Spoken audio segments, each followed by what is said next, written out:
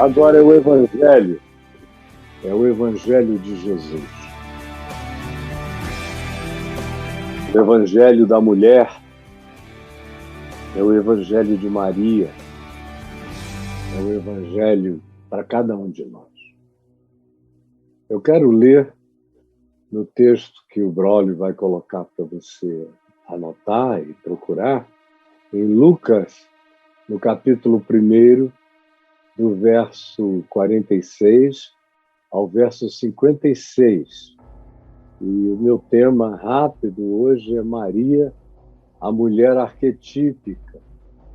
E depois nós vamos conversar com o Oleg Kartinov, e aqui no Papo de Graça, ele está lá, ele é ucraniano, está dentro da bagaceira. E a gente vai conversar com ele. Então, por enquanto, abra aqui em Lucas, capítulo 1, dos versos 46 ao 56, Maria, a mulher arquetípica. A imagem que a religião criou de Maria é a imagem de uma mulher pálida, de uma mulher eternamente virgem, de uma mulher sem experiências humanas, além daquelas que ocorreram nos primeiros dias da vida de Jesus, até a volta do exílio no Egito.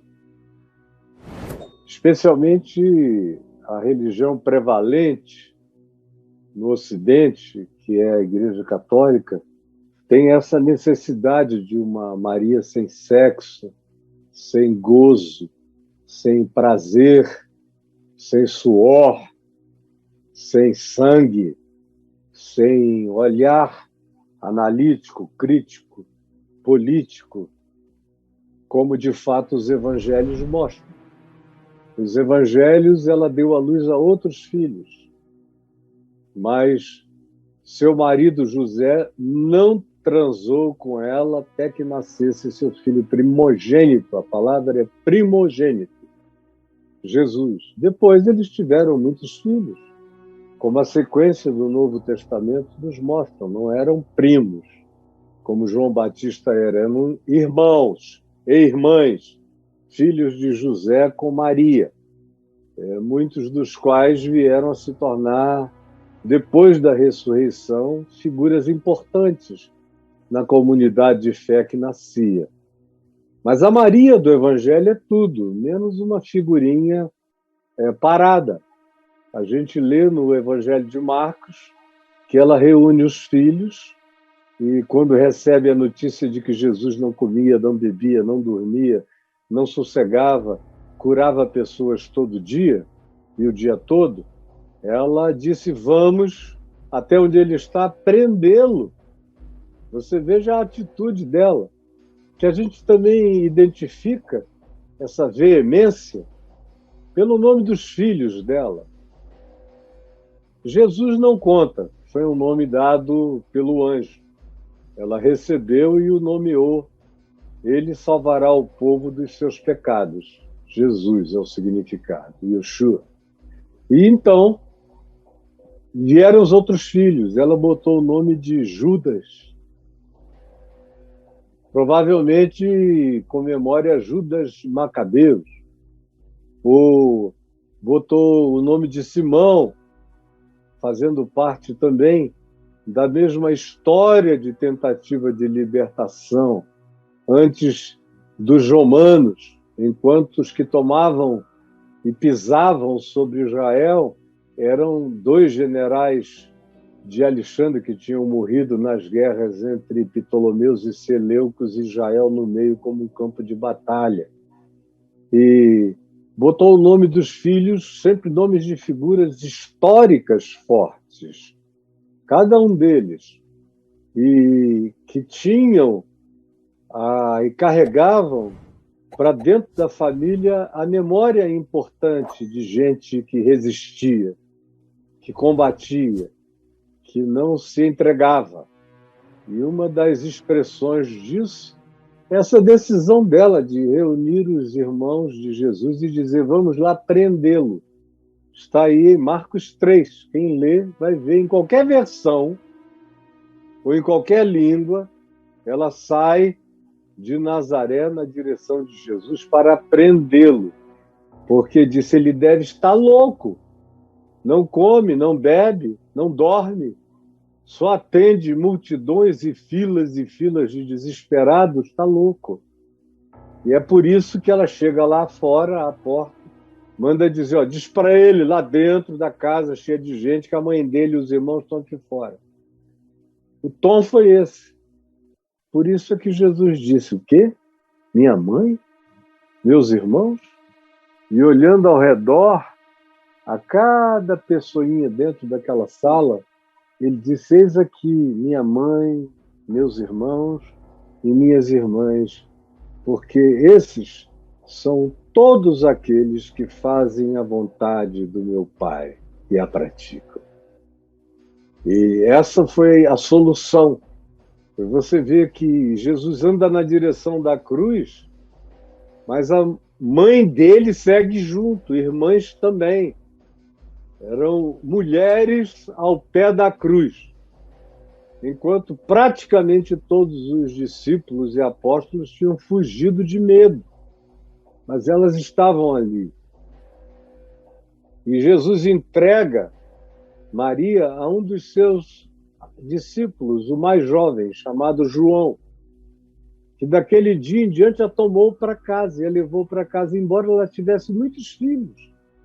Ela acabou vivendo com João e sendo sepultada por João. A gente vê essa presença e essa preferência de Jesus em relação ao testemunho das mulheres, quando a primeira testemunha humana da ressurreição é uma das mulheres que também não fugiram das implicações de amá-lo e de segui-lo. As mulheres frequentemente são muito mais fiéis no amor e no compromisso do que os homens. E assim é que a primeira pessoa a vê-lo ressuscitado foi Maria Madalena, não um homem, mas uma mulher. E ela que avisa, ela que diz, ela que vira anjo, mensageiro para os outros discípulos e apóstolos. Dirijam-se a Galiléia e lá me verão. E a história da presença feminina nos evangelhos é poderosa. Por exemplo, Jesus era sustentado por mulheres. O recurso garantido vinha de mulheres, é o que diz Lucas 8. Algumas mulheres, inclusive, casadas com homens importantes daquela sociedade israelita do primeiro século. E gente que não tinha nada a ver com o que os seus maridos faziam politicamente, mas seguiram a Jesus com piedade e dormiram ao relento, voltavam em casa de vez em quando e outra vez reencontravam a caravana para abastecê-lo de comida, de víveres, conforme as necessidades dele. E você vê que, por exemplo, as melhores amigas de Jesus são algumas mulheres com quem ele tem grande intimidade, prazerosa intimidade e vínculo. Talvez entre os homens o mais próximo dele, conforme as mulheres o eram, foi João, aquele que era o chamado discípulo amado, que colocava a cabeça no peito de Jesus. No mais, esse tipo de intimidade, de toque, de beijo, de unção, de perfumes, de carinho, de lágrimas dos pés, foram todas ocorrências femininas. E o Evangelho está rico disso. E as amizades declaradas dele com Marta, com Maria, com Lázaro, mas Marta e Maria é notório que tinham aquela relação preferencial de intimidade fraterna, irmanada e de serviço devocional para com ele. Não era algo que se pudesse evitar ver. E aqui no texto de hoje, a gente tem a primeira mulher do Novo Testamento, que é essa menina. Essa oração que foi registrada aqui muitos anos depois por Lucas, teoricamente falando, ela é colocada na boca de uma menina muito nova, de 16, 17 ou 18 anos. Aqui ela é colocada na boca de Maria quando foi visitar Isabel, que ainda estava grávida de João Batista. Então, deixando de lado as teorias dos comentaristas acadêmicos e olhando exclusivamente para a sequência da narrativa, que é o objetivo dela, quando foi organizada como narrativa sequencial por Lucas, era colocar essa oração no lugar onde ela está, na boca de uma menina que tinha um olhar absolutamente grave acerca da vida. Parece como é o nome dela, Braulio? Da garota lá dos países nórdicos, que é militante pelo meio ambiente, Thunberg, o segundo nome. Não lembro dela. O nome dela, vou pesquisar o nome dela aqui e te falo agora. Mas é uma figurinha, assim, que tem essa coragem de botar a cara para fora, novinho, e carregando um filho no ventre, sabendo o que significava, o que ela tinha recebido numa era de Césares despóticos, de Herodes o Grande, perverso, doido, paranoico. Greta Thunberg.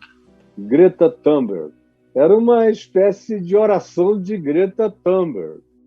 A coragem dessa oração. E eu quero que você preste atenção nela. E diz assim: então, disse Maria.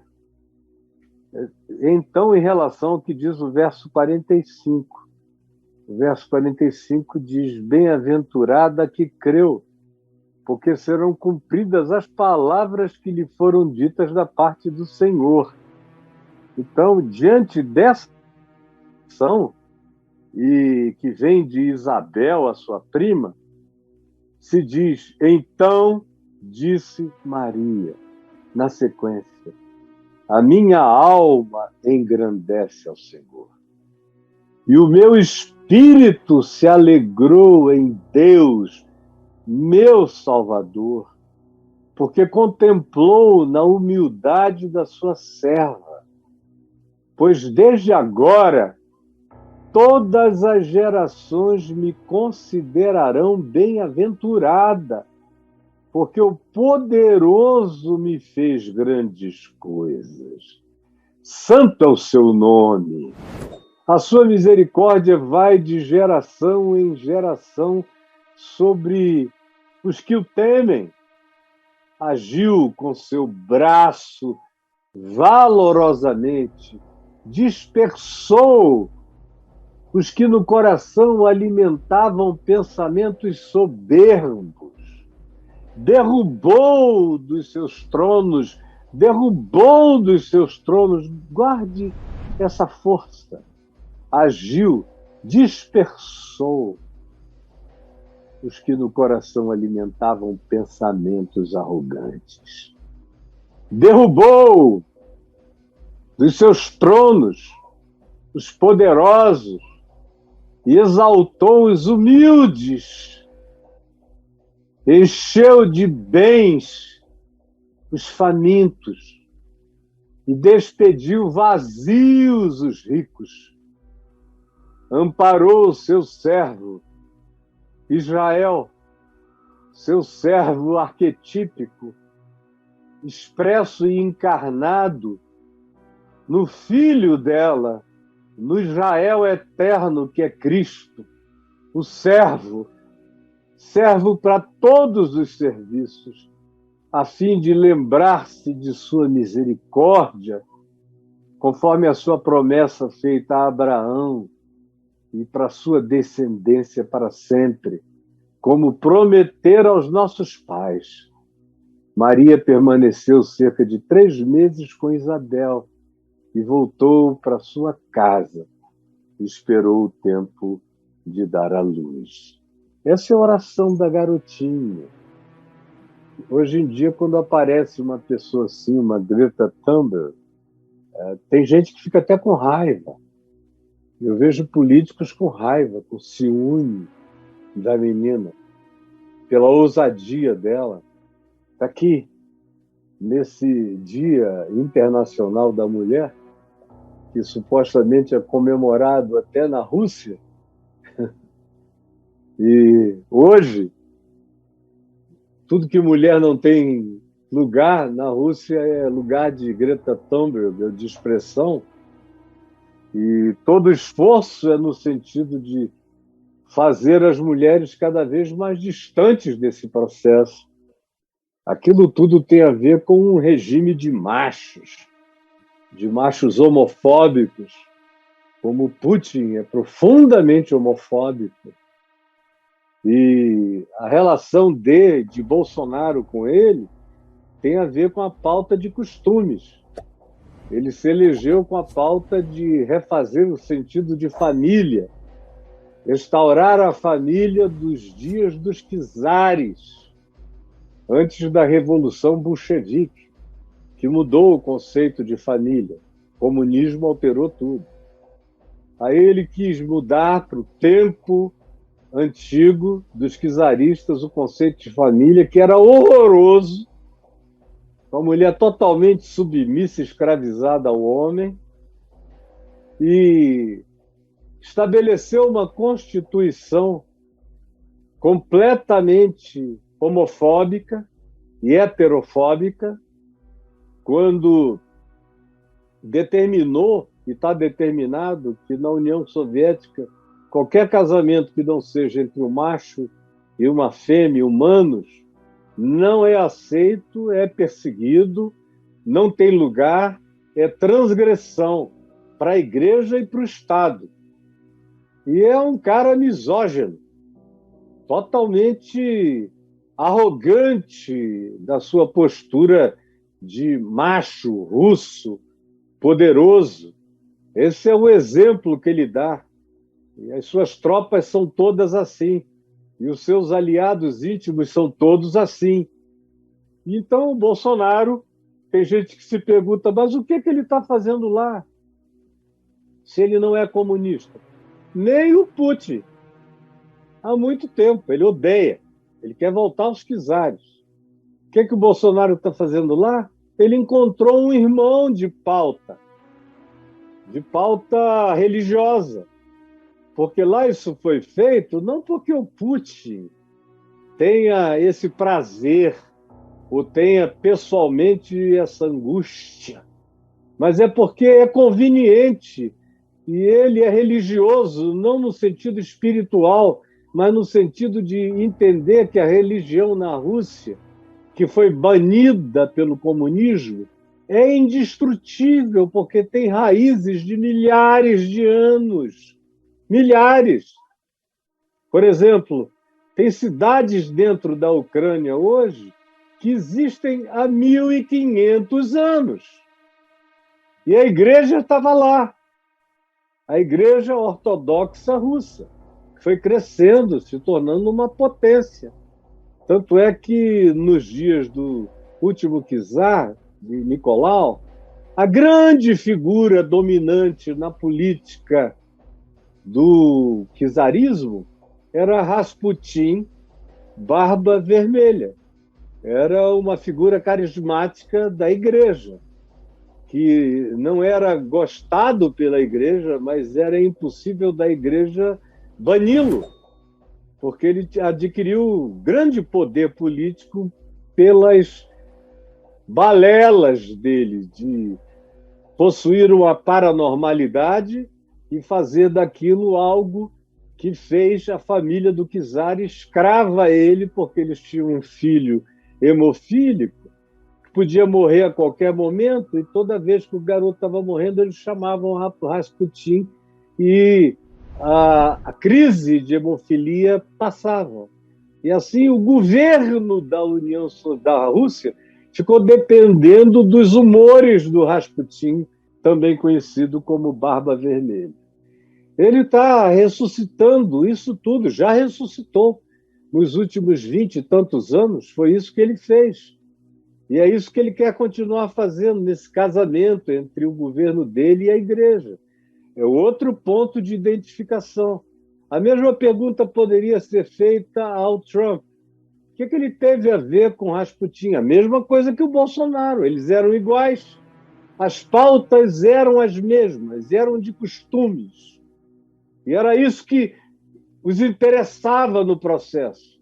E era por isso que eles também não eram uma ameaça, e não são, no olhar do Putin.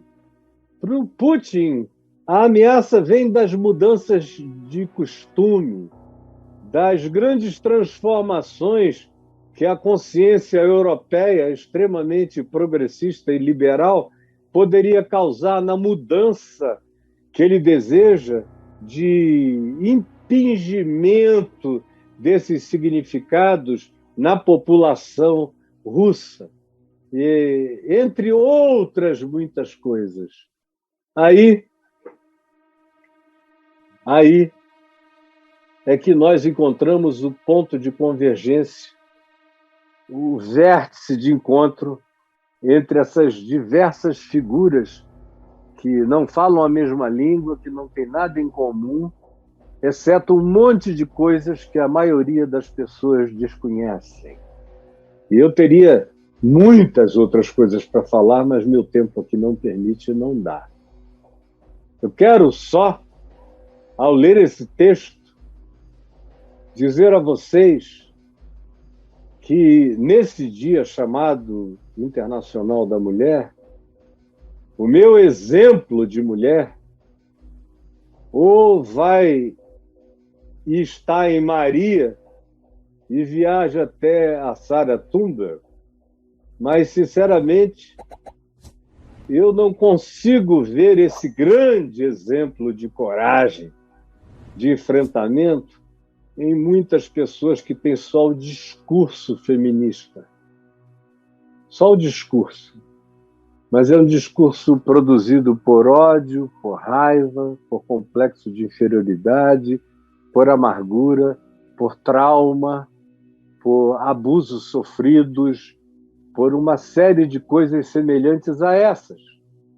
Que, porque foi tão ruim ser mulher naquela família, nessa sociedade, ou naquele casamento, ou nas muitas relações que a pessoa teve, ela acaba adquirindo uma ideologia que supostamente diz a ela que ela agora já não precisa mais de ninguém, e acaba desenvolvendo uma atitude que não é de vencedora pelo que faz, pelo que realiza, mas por direitos adquiridos e por privilégios que precisam ser garantidos a elas contra os dominadores que estiveram nos açoites a elas feitos durante milênios.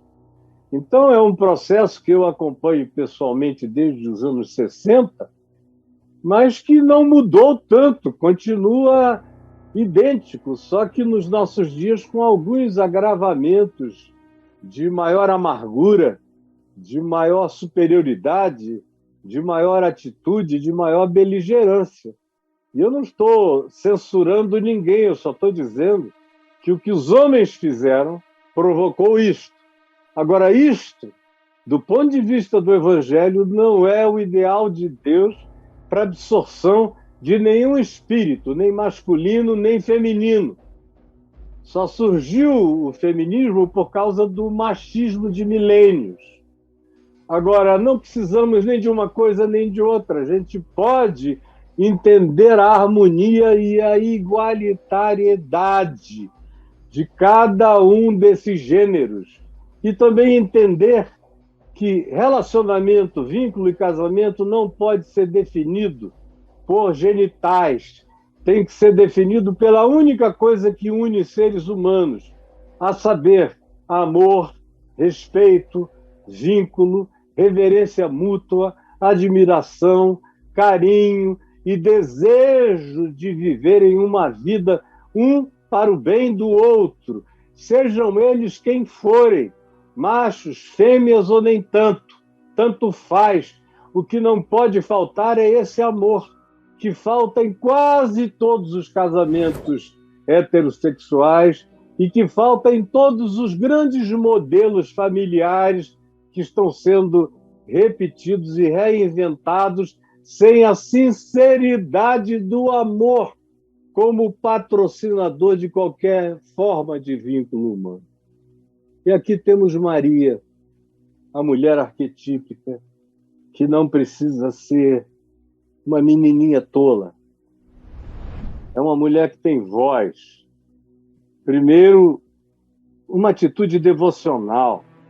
A minha alma engrandece ao Senhor. Meu espírito se alegra em Deus, meu Salvador, porque Ele me viu por causa da sua graça, que me enxergou na minha humildade, do ponto de vista humano, social, econômico, político. Eu não era para ser notada, vista, nem para entrar em nenhuma história, em nenhuma perspectiva, muito menos, ela diz, na contemplação do olhar de Deus. Porque eu sei que o que Deus me fez vai me fazer de geração em geração uma bem-aventurada, uma mulher arquetípica, porque o poderoso me fez grandes coisas. Aí não construiu uma cidade, nem uma torre, não reuniu um exército, não criou aparatos, não ficou rica, não mostrou nenhuma forma especial de poder, de dominação, mas dentro dela estava construída essa fortaleza. Dentro dela havia essa torre alta. Dentro dela havia essa profecia. Dentro dela havia essa coragem. Dentro dela havia essa ousadia. Dentro dela havia esse olhar que dizia que o Criador de todas as coisas enxergava os humanos, até os mais simples e humildes, e que a misericórdia podia assistir a vida de qualquer um. E aí ela prossegue e diz: santo é o seu nome. Ele me fez grandes coisas, todas coisas para dentro. Ela gestou grandes coisas no ventre. Assim como, eu não digo que toda mulher tenha que ser mãe, ou especialmente nos dias como hoje, tão difíceis, onde a gente até fica com medo que algumas pessoas que não têm vocação materna se tornem mães, com a certeza de que essas crianças serão abandonadas. Mas ela é uma mulher que gesta a nova humanidade. Cristo é o segundo Adão, é a nova humanidade. É nele que estão sendo feitas novas todas as coisas. Aí ela lembra da graça, da misericórdia de Deus, que não se apaga, que não pode ser domada pela tirania dos tiranos, numa ou noutra geração. É uma misericórdia que vai e atravessa os tempos, as eras, os regimes, os sistemas, e visita o coração humano, visita todos aqueles que o temem, todos aqueles que temem ao Senhor. E aí ela diz: ele agiu com braço valoroso. Ou seja, ela interpreta o que aconteceu com ela como uma recriação universal. Há um Gênesis no ventre dela. Há um mundo novo sendo feito no ventre de uma mulher. No ventre de cada mulher pode surgir um mundo novo. Do ventre de cada mulher pode surgir um mundo novo. E esse surgimento, essa ação do braço de Deus, é que tem esse poder de separar. Estabeleceu Jesus, que vem do ventre dele, como a espada de separação. Como disse Simeão, o profeta, quando viu Jesus neném, disse: esse menino, falou a Maria, está destinado para aquilo que é inconcebível. Ele será visto como levantamento de muitos e ruína de outros. Ele vai ser amado, ele vai ser odiado. E uma espada vai atravessar o teu próprio coração, Maria. E ela diz: ele chegou, e esse mundo que está sendo gestado em mim nunca mais será o mesmo. Haverá daqui para frente uma significação latente na humanidade sobre o que os pobres significam, sobre o que os arrogantes, nos seus pensamentos, nas suas ideologias de soberba, significam como afronta aos céus. Desse ponto em diante, não dá mais para a gente não pensar que muitos tronos poderosos precisam ser derrubados e que os humildes precisam ser exaltados. Maria não tem nada a ver com nenhuma ideologia, ela está só anunciando o pensamento universal da bondade, da justiça e da libertação que Deus intenta que aconteça através de cada um de nós. Assim ele enche de bens os necessitados. De repente, hoje eu estava vendo lá o frio que está chegando na Ucrânia. Daqui a pouco a gente vai conversar aqui com o Oleg, ele vai falar disso também. De 15 a 20 graus o frio em alguns lugares, sem energia elétrica, sem comida, sem abrigo, sem nada. Pessoal ali. E aí chega daqui e dali um cobertor, um agasalho, um abrigo de gente que não se deixou intimidar pelo déspota, nem por suas ameaças. E aí há um amparo que sempre chega, há uma graça, um favor que sempre chega. E é isso que ele exalta, é a vitória da graça, da misericórdia, do amor, da verdade e da justiça contra os poderes dos tiranos e as exacerbações e as divisões iníquas produzidas entre os seres humanos na Terra. Aí alguém que ouve isso fica pensando que Maria era de esquerda. Maria era de Deus. Maria era do Todo-Poderoso. Maria estava grávida de Deus. Maria estava grávida da verdade, grávida da graça, grávida do poder que não se inibe e grávida do amor que espera tudo e que crê em tudo, como ela própria creu, sem entender nada, como diz o próprio Lucas, juntando os pedaços do que ela ia vendo e ouvindo, criando um patchwork no seu coração. Ela chega diante da cruz, que ela tinha visto, mas não sabia qual era o significado da vitória de morrer. Recording in progress. Da vitória de morrer.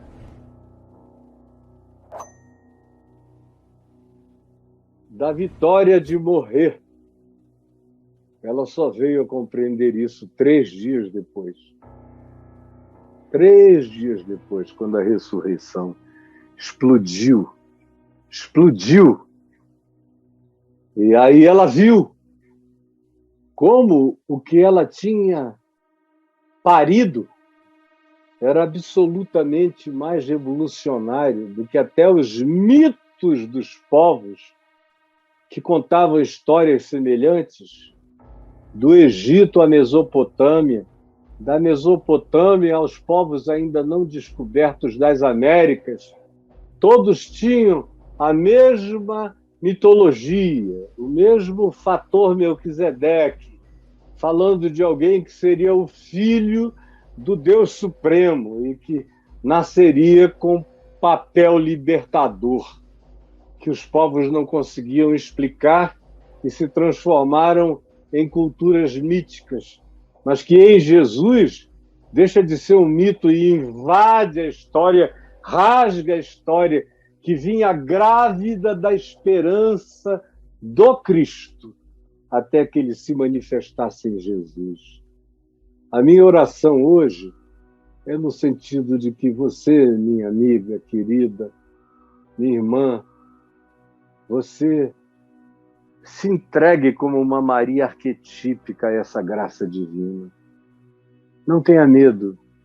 Seu chamado não é para ser uma radicalista de nenhuma perspectiva, como o meu também não é. Mas é para andar nesse equilíbrio poderoso da encarnação, do Evangelho na prática da nossa vida. E se você é mulher, tire e lave da sua cabeça esse olhar poliana moça, esse olhar besta, bobo, idiótico, e assuma o seu protagonista de mulher Maria, Maria, Maria.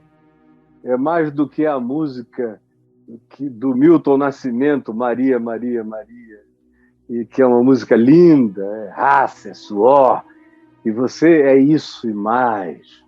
Você é essa que fala com os céus, você é essa que fica grávida de pensamentos, de sentimentos, de emoções divinas e que vem a parir aquilo que muda povos, gerações, a sua família, ou seja lá o que seja um ente grávido da graça por toda a sua vida. E se você é um homem, deixe de ser estúpido e veja que não há privilégio especial para mim que sou homem. Porque mesmo tomando a imagem de Gênesis como arquetipia, se a mulher é tirada da costela do homem, o homem nasce da mulher, como diz Paulo escrevendo aos Coríntios, para que haja interdependência, ele diz, para que um não seja maior do que o outro, para que haja interdependência. Em Cristo não há nem homem, nem mulher. Não há o poderoso e a serva. Em Cristo há a idoneidade, da igualdade, do respeito mútuo, das lógicas mútuas, dos casamentos que somam e não dividem. Jesus permite que essa palavra simples, singela, apenas soprada aqui, chegue ao coração de alguém ou de muitos alguém, com poder de adocicar, de desamargurar, porém de fortalecer, de potencializar e de colocar cada homem, cada mulher num lugar de graça e de reverência uns para com os outros. É o que eu te peço, em nome de Jesus. Amém e amém.